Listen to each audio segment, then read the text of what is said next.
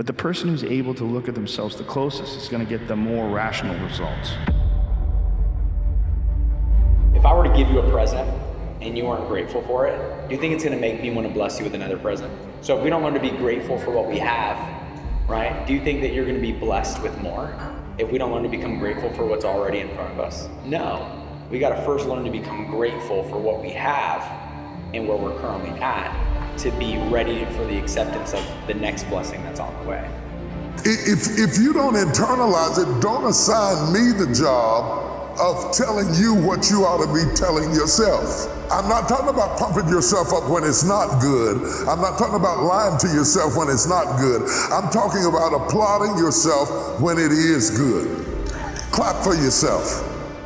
What insight into their own mistakes are they willing to delve into that you're not, that you step back and go, I just don't want to look at myself that closely. But the person who's able to look at themselves the closest is going to get the more rational results. Goliaths appear in our life so it can pull the David out of us. Somebody told me the other day, they're like, I think God sent me this problem. I was like, God doesn't send problems. What he does is he helps you turn the problem into a blessing if you look to him to get through the problem. But God's not sitting there sending you a problem. Like, oh, God sent me this adversity to make me better. No, you created your adversity. What God's gonna help you do is turn that adversity into a blessing. But he's not sitting there sending adversity at people. That's not the way our Creator works. Our Creator doesn't send problems and send adversity to people. He just helps them turn what is a negative reality into a positive one by looking to him as the answer to how to get through it.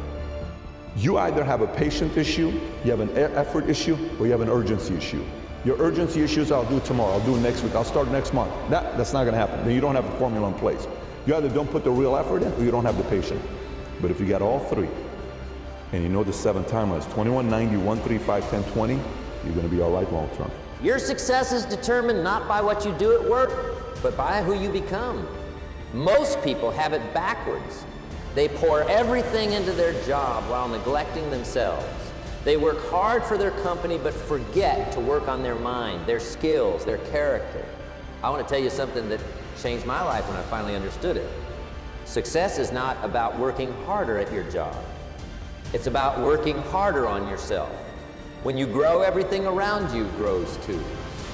Because I looked at everything at what my dad was going through and I realized that I had it easy. I could be hooked up to a hospital bed fighting for my life, or I can prospect this person. Which one would my dad rather be doing right now? Man, I get to make a phone call. I don't have to make a phone call. There's people right now, people that you know, love, and care about that are at the hospital as we speak. And you have the opportunity and the privilege to be in this room where you get to make a phone call. You get to build your business. You get to work hard. You have those luxuries when other people don't. So I started realizing that I had the benefit. I was operating in a position where I had the blessings. And so I said, I'm gonna get really good at this because my dreams, my goals, and the life I wanna provide for my family, and the life that I wanna be able to help our agents provide for their family is on the other side of what I don't wanna do right now.